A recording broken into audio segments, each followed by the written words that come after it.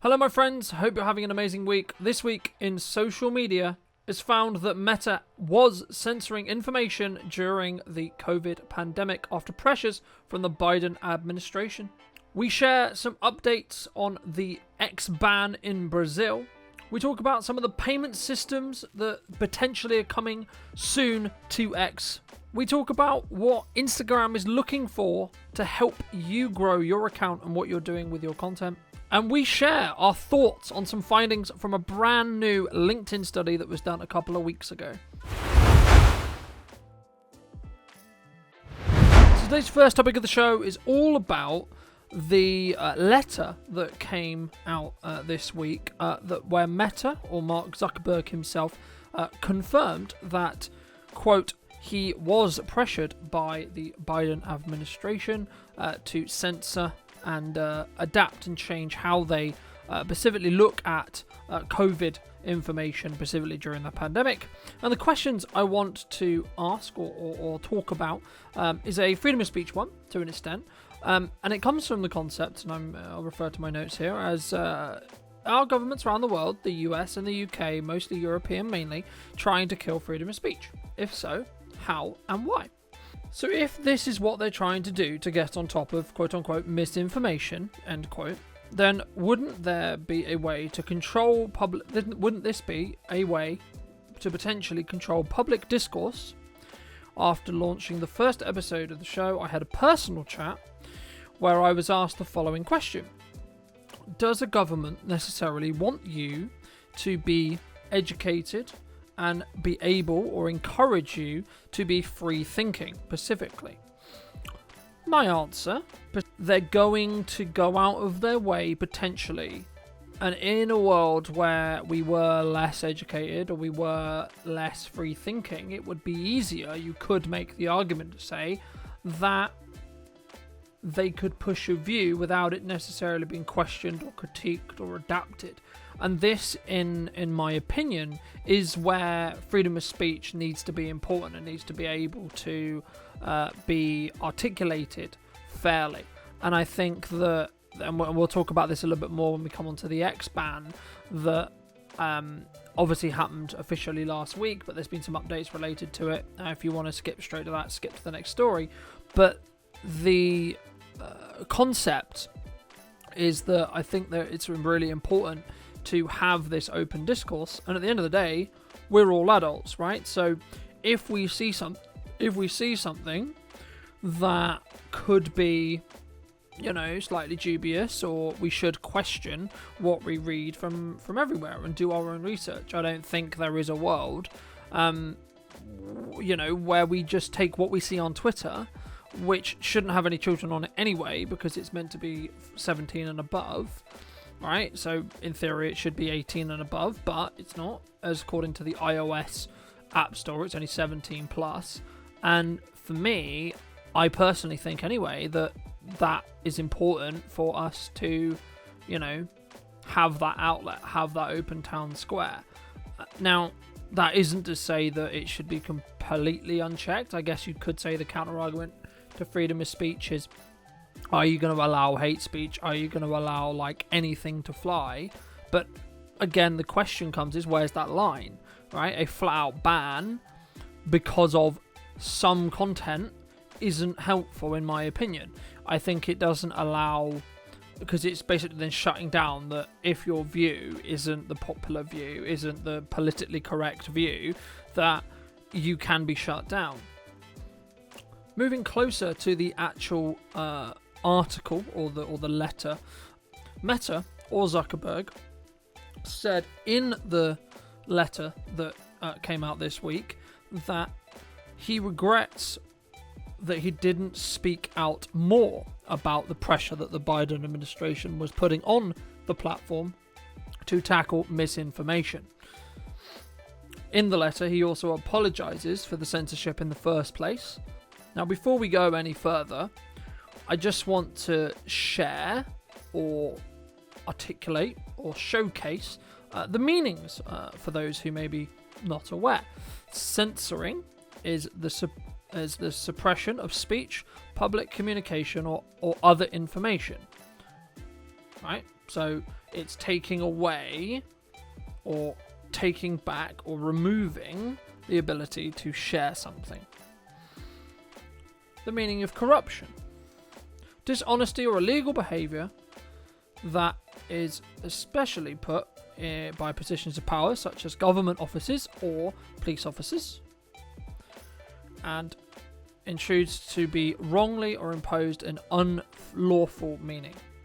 So there's a level of biasy there, as well as the meaning of biasy, the action of supporting or opposing a specific person on a thing that is unfair in a way of allowing a personal opinions to be influence your judgment. So we all have biases, right? And there's this concept in psychology around unconscious bias, and we're naturally going to want to, and it's uncomfortable for us to specifically connect or specifically go towards a opposite viewpoint, right? So let's use a stupid example. I could say I agree with the fact that the sky is blue, right? And you'll say, well, no, I think the sky is green, perhaps. And your, in theory, unconscious bias could be, well, no, I think the sky is green, so I'm going to double down on the fact that the sky is green. When what we should be doing, if this is in politics, if this is in a different view, etc., is we should be leaning towards the opposite side. So let's say a character like Elon Musk, for example, who is notoriously known for being a more right-leaning individual in regards to political sense, he, I would hope, would educate himself on the left side of the opinions that he talks about and the things that he deals with. And then you can have a more, in my opinion at least, a more balanced view, right? A more centrist view.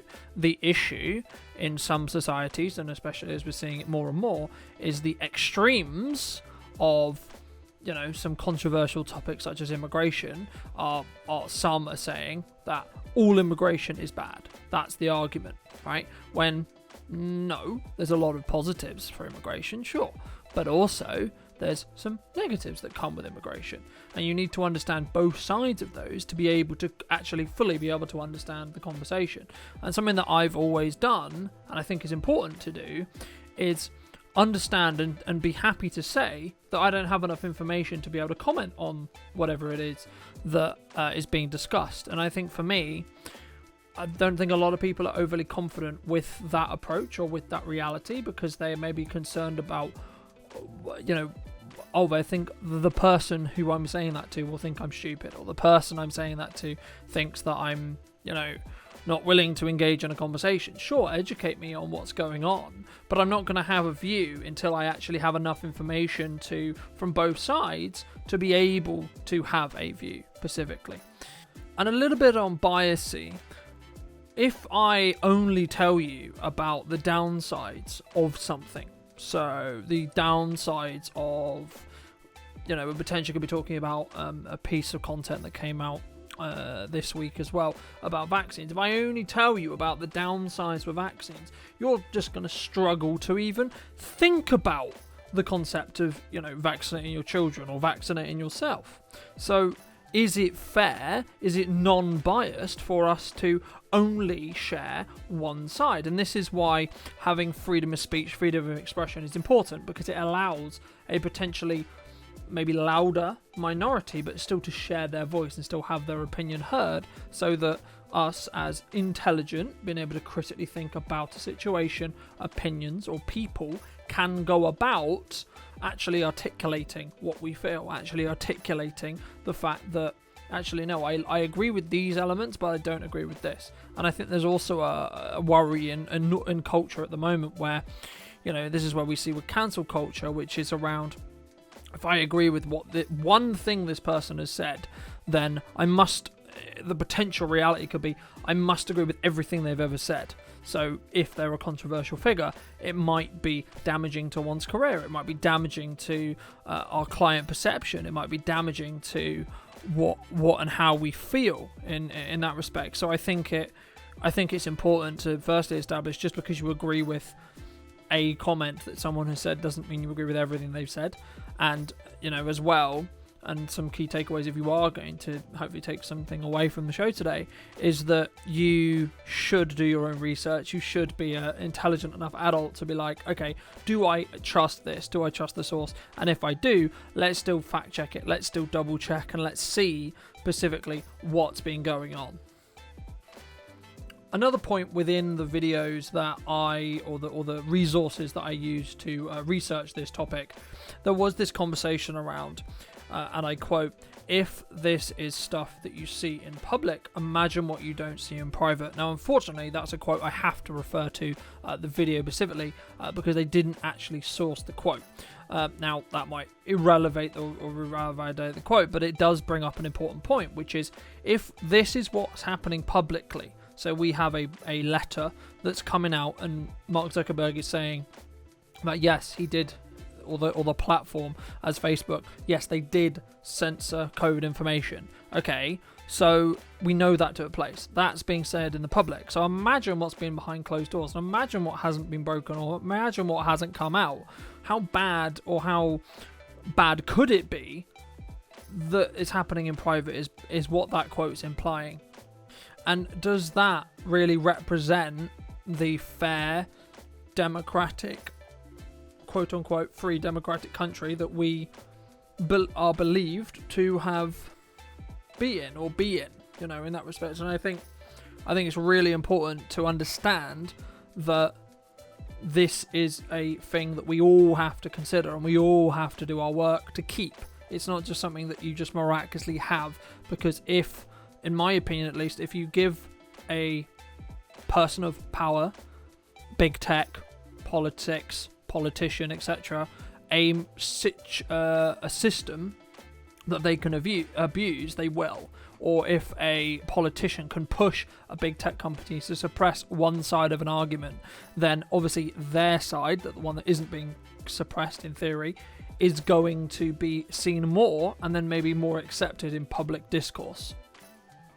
The White House, when requested for comment on this letter that did go out this week, said the following. The White House defends its actions and saying it encourages the responsible actions to protect public health and safety, which of course I think everyone would agree with. They also added, "Our position has been clear and consistent. We believe that big tech companies and other private actors should take account of their actions and have on the American people where an independent choice about the information that they represent."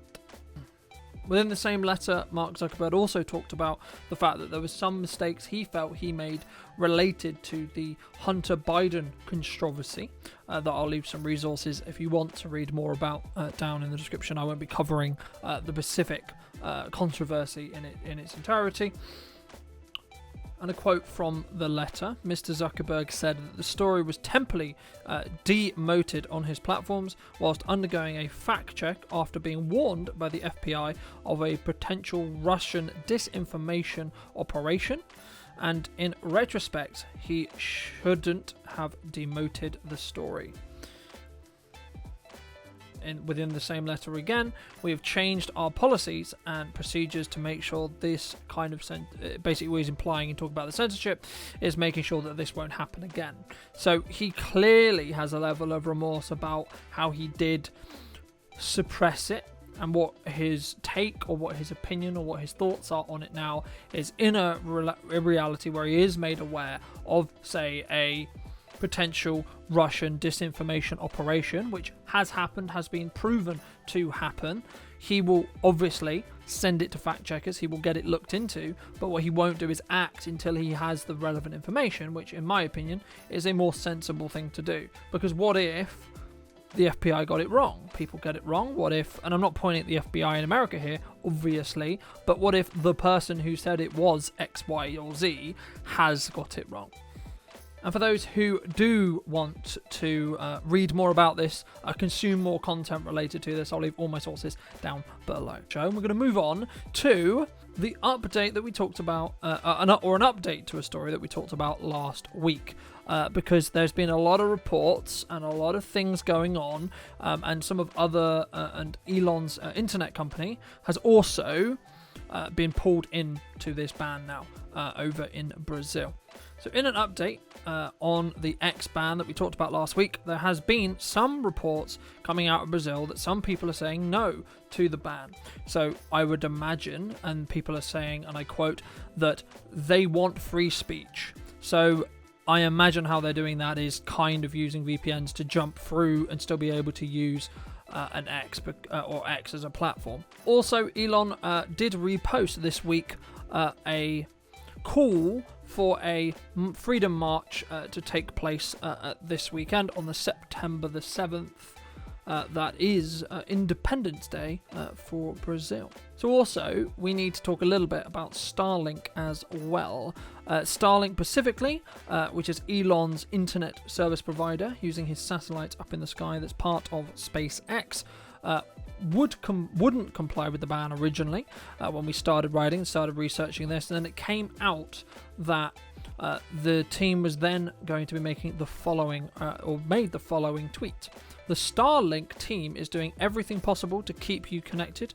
Following last week's order by Alex that froze Starlink's finances and prevented Starlink from being able to conduct financial transactions in Brazil, they've immediately gone to the Brazilian Supreme Court to basically fight over and request and basically get a court junction to unfreeze their assets so they can continue to operate in Brazil, which is a large territory and a large market for them. Regardless of the illegal treatment of the Starlink freezing our assets, we will comply with the order to block access to X in Brazil. So it looks like Starlink kind of about turned to an extent. They looked to shift, or they looked to firstly try and fight it, and then after what it sounded like was going to be some sanctions from the regulator, that they then decided, okay, you're freezing our assets, okay, yeah, we're gonna comply, okay. But they have, as I said in that, as has been described in that tweet, that they have moved legal proceedings to the Brazilian Supreme Court to see if they can get a kind of injunction to basically counteract the previous court injunction. Talk specifically about unfreezing those assets for SpaceX as well. SpaceX has also gone a very similar approach to what we saw with X's HQ, which actually caused a lot of the legal issues for X and Elon in general in Brazil, because X has moved to evacuate employees from Brazil and warned others not to travel to the country. Reported by the Wall Street Journal was an update on the 4th of September, following them looking to remove all non-Brazilian employees, and in a very similar manner, as we said, to the X HQ reported last week. And a court said last week that the following quote again. The court then said last week that the ban on X would be staying and only lifted when the platform complied with its legal requirements to pay the fines and also appoint a legal representative in the country, which is a legal requirement under Brazilian law, which is actually the reason behind, and apologies, I'm going to issue a correction from last week's show because I didn't actually mention that element in the show, but there was in a similar way to what SpaceX did, when Elon removed shut down the HQ and evacuated all of his employees, in the process of doing that, it then meant X as a company didn't have a legal representative to basically stand in a court or be potentially prosecuted by a court for the removing the accounts and etc. that was requested by the court. So in that respect, it looks like SpaceX is also following suit. But interestingly, from the research I've done on this topic for the show, it does look like that government officials in Brazil have no interest, in fact, in the legal fight with X or SpaceX, and they're trying to send a clear message, in my view. The X accounts questioning, quote, misinformation, end quote. The main challenge that Elon will face, of course, is Starlink offering a internet service will need to apply or be given approval from each regulator of each country, and I imagine also that if the regulators deem it so, that they could also remove the approval as well down the line. It would probably require quite a lot of legal pushing through, but I do think that could be possible. So are we going to see a situation where potentially Elon has his freedom of speech kind of platform, which is X, that he wants it to be this open town square, kind of potentially removed or hold hostage over potentially him being able to operate Starlink in Brazil, which is, as I said earlier, is a pretty significant territory for him because of the nature of the country, in the respect to it's actually quite difficult to give internet access to the whole country just because of the layout of the country,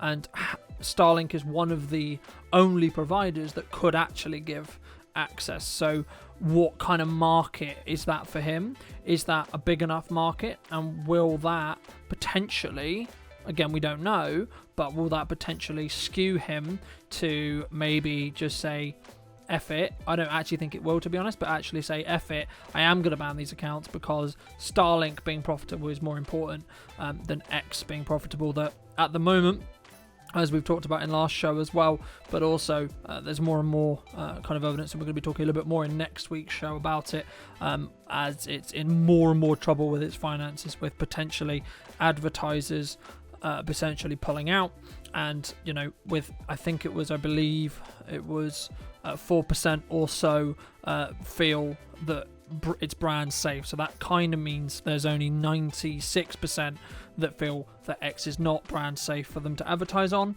which will really hurt the X revenue model specifically. And I think that's also why Elon is looking to push that subscriber-based model as well. So when doing research on the first part of this show, I did find a video that I will leave in the description down below and play a percentage of that just shows you kind of the issues when it comes to misinformation as well. Misinformation. The greatest perpetrator of misinformation during the pandemic has been the United States government. Misinformation that COVID was spread through surface transmission, that vaccinated immunity was far greater than natural immunity, that masks were effective. Now we have the definitive Cochrane review. What do you do with that review? Cochrane is the most authoritative evidence body in all of medicine and has been for decades. Do you just ignore it, not talk about it? That myocarditis was more common after the infection than the vaccine. Not true. It's 4 to 28 times more common after the vaccine. That young people benefit from a booster. Misinformation. Our two top experts on vaccines quit the FDA in protest over this particular issue, pushing boosters in young, healthy people. The data was never there. That's why the CDC never disclosed hospitalization rates among boosted Americans under age 50. The vaccine mandates would increase vaccination rates. The George Mason University study shows it didn't. It did one thing. It created never-vaxxers who are now not getting the childhood vaccines they need to get. Over and over again, we've seen something that goes far beyond using your best judgment with the information at hand. We've seen something which is unforgivable, and that is the weaponization of medical research itself. The CDC putting out their own shoddy studies, like their own study on natural immunity, looking at one state for 2 months, when they had data for years on all 50 states. Why did they only report that one sliver of data? Why did they salami slice the giant database? Because it gave them the result they wanted. Same with masking study. Well, the data has now caught up in giant systematic reviews and the public health officials were intellectually dishonest. They lied to the American people. Thank you. And basically, this video came from a doctor who was speaking in what I believe is a Congress area, or what kind of, speaking to some level of mid to high level U.S. government area. And the video basically implied that the US government, and I imagine European governments and also the UK government potentially as well, was misrepresenting or lying about how bad or what was necessarily how bad COVID was, but also how it spread, and really key important bits of information during the pandemic that would have and also regarding the vaccines as well, how safe they were potentially, how non-safe they were, what the issues were for specific groups, etc. It's quite damning in the report. If the report ends up being true, again, it's still to be fact-checked, it's still to be looked at. And just so we're clear, I'm talking about the potential damage that having that reality take place could be for the average person. And I'm not saying that I'm an anti-vaxxer, because I'm not, but also saying that surely we need to follow the science when it comes to an unknown illness, especially regarding COVID in that respect as well. And we had those lockdowns, and should we follow the science in those lockdowns and do that maybe a better choice or a better look at when it comes to looking at the overall picture, looking at, of course, at health, but also, of course, at the financial strain that lockdowns potentially did cause in COVID as well. But this video specifically, if true, was pretty damning in the respect to the information, and it did point to some more research that has really come out more recently about those facts that the US government was portraying, and I'll leave it down in the description down below. And of course, like anything else in the show, I'd love to hear what you think in the comment section down below. X payments was a big topic of conversation, or a payment system on X was a big topic of conversation on the X platform this week as well. As Forbes reported back in January 24, so January this year, it was likely to be a peer-to-peer payment system that will be added to the platform mid-2024. We're now in September. There's a large amount of conversation about it coming to the platform. It will likely link or start in the US, and then I imagine will roll out across the board. But you may be asking, well, how can Elon do this? Why is he doing it, etc.? He wants to create the platform to be an everything experience, an everything app, so people basically consume all of their time on X is his specific goal or specific interest. So it's important to remember that Elon was a founder of a company called X.com that was an online financial services company that was founded in March 1999, and in March 2000. And in March 2000, Confinity, which was another company that ended up merging with X.com, Confinity specifically developed security software for handheld devices. According to the timeline of the rise of PayPal from the Financial Times, posted originally in September 30th, 2014, after the merger, Musk disagreed about the future of success for the money transfer business, and in the October, Elon was replaced as the CEO of X.com, which in the following, a couple of years later, in June 2021, was renamed PayPal.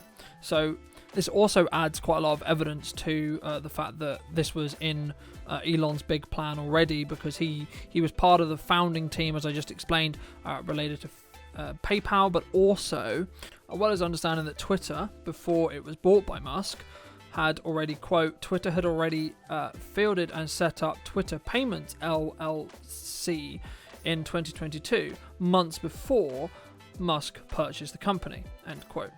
And so this already showed that Twitter was already starting to move in that direction, and when Elon bought it, he just supercharged it with his experience of already building, and I imagine owning quite a lot of stocks in what then came to be PayPal, which nowadays we know as being incredibly popular, but also quite controversial, related to, I remember reading in the news, to a bit having a thoughts or a controversy around some of its privacy concerns on how it could freeze funds, when it could freeze funds, and etc. And also tracking about where those funds came from as well.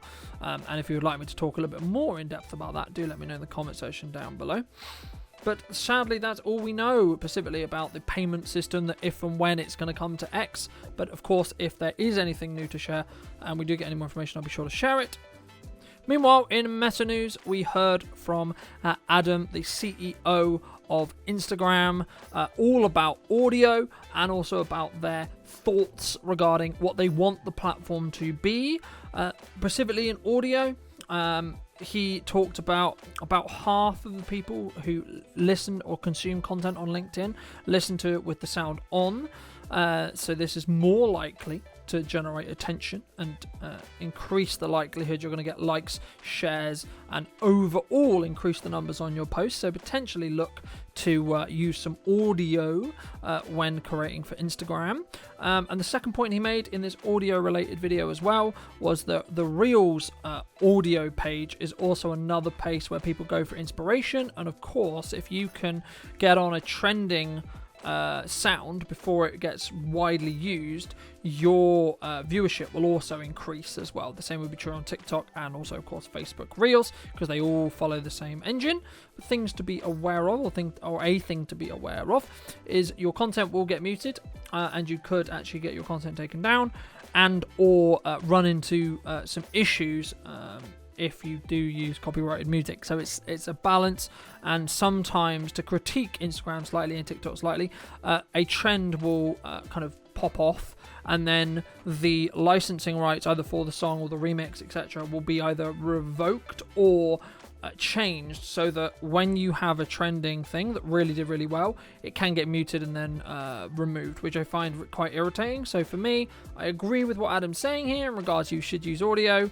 You should, if you're looking at a filmmaking point of view, looking for that sound design. You should be looking at, what are you doing with audio? Are you investing or looking at creating a voiceover or putting yourself in it, especially on a reel? It's really important to talk to your audience and synergize with that audience as well. But just keep in mind, if you're going to use music, be very careful about where you source that music from.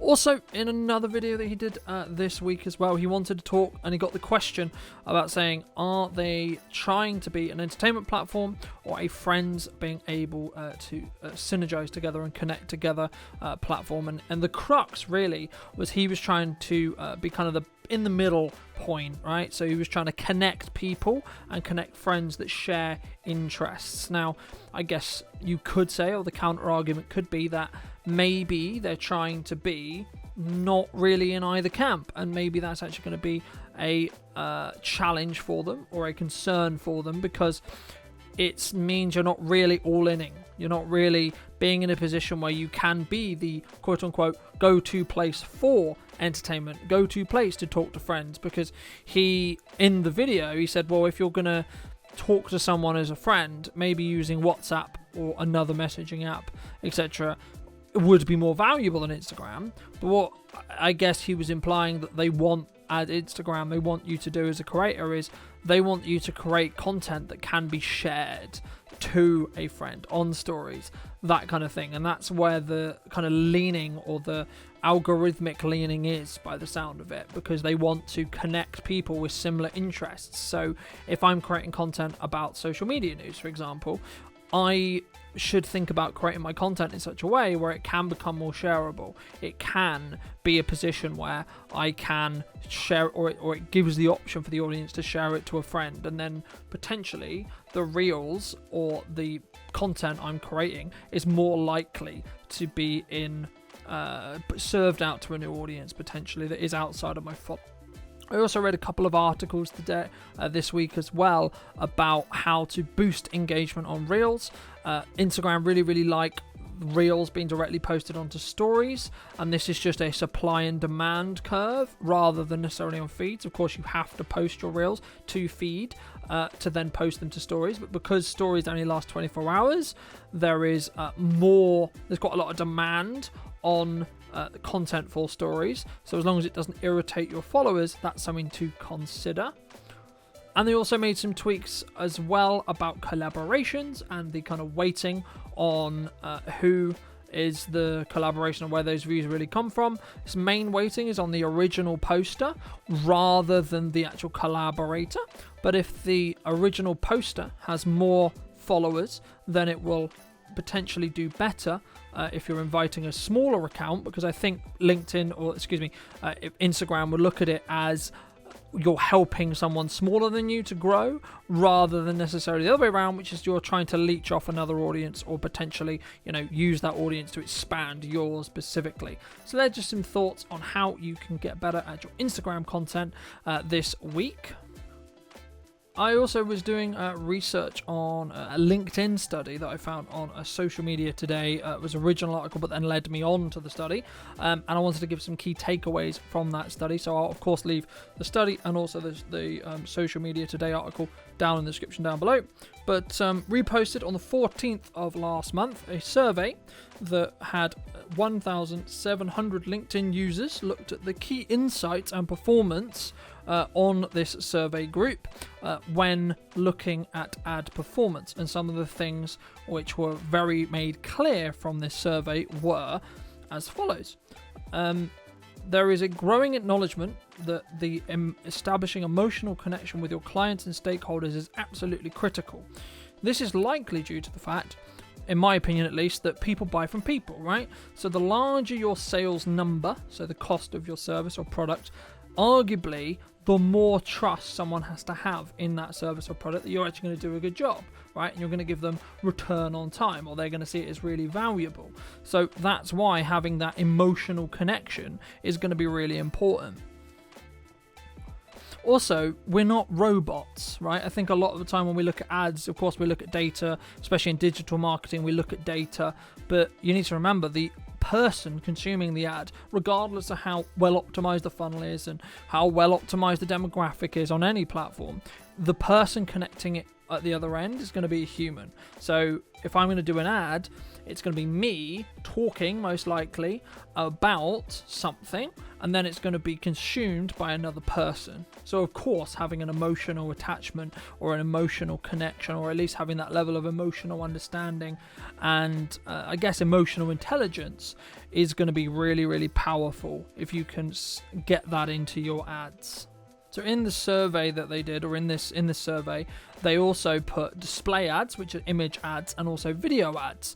And on this survey, they specifically talked about which is better, right? They're both performing quite well, but video ads performed 7% higher than display ads, right? In regards, and this is the trackable metric here, was response to the brand's key performance indicator.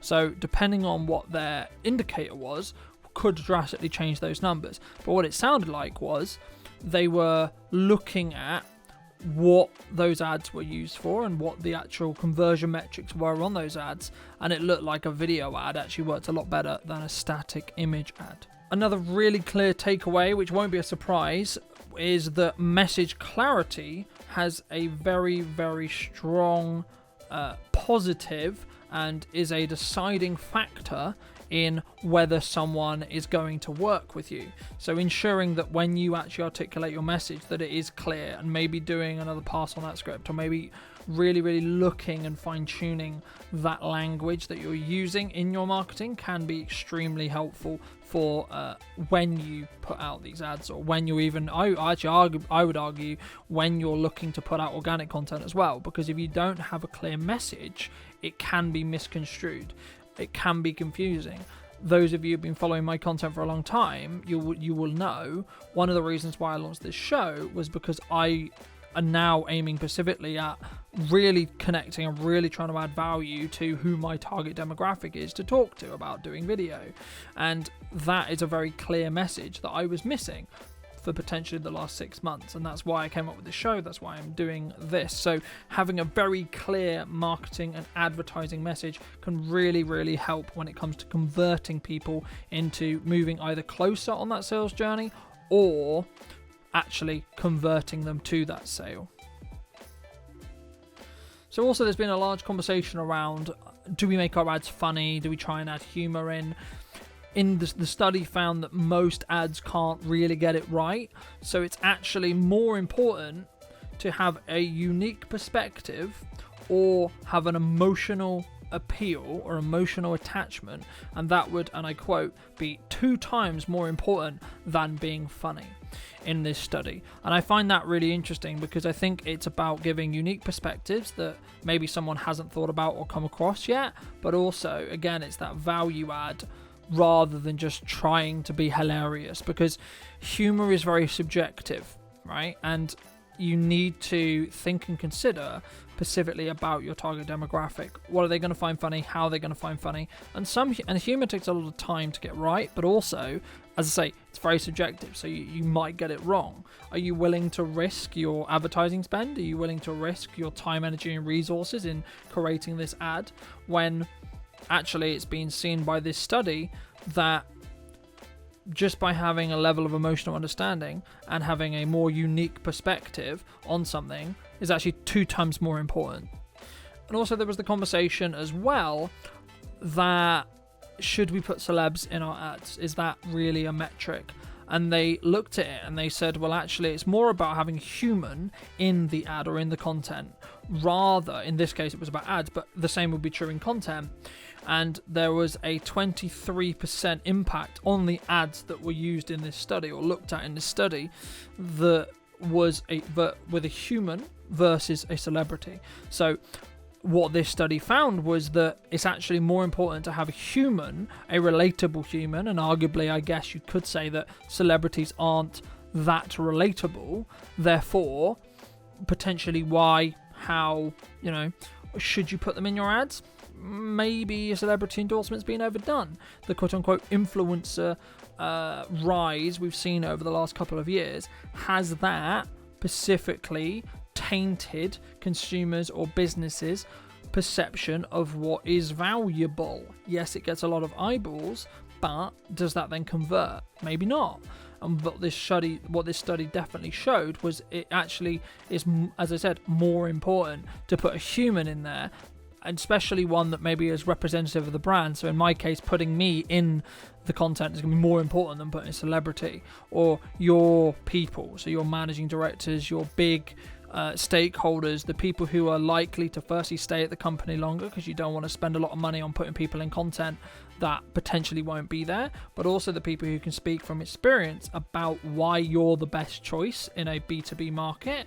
That's also something to consider, and I think would really, really help your content and really, really help your advertising efforts. And that is going to wrap us up, ladies and gents, for this week in social media. Thank you ever so much for coming back and joining me. If you did enjoy this episode and would like to be notified when the next episode goes live, why not subscribe? And I look forward to hopefully hearing your feedback in the comment section down below, because I'm constantly trying to emulate and make this show better. So thank you ever so much, and I will see you very, very soon.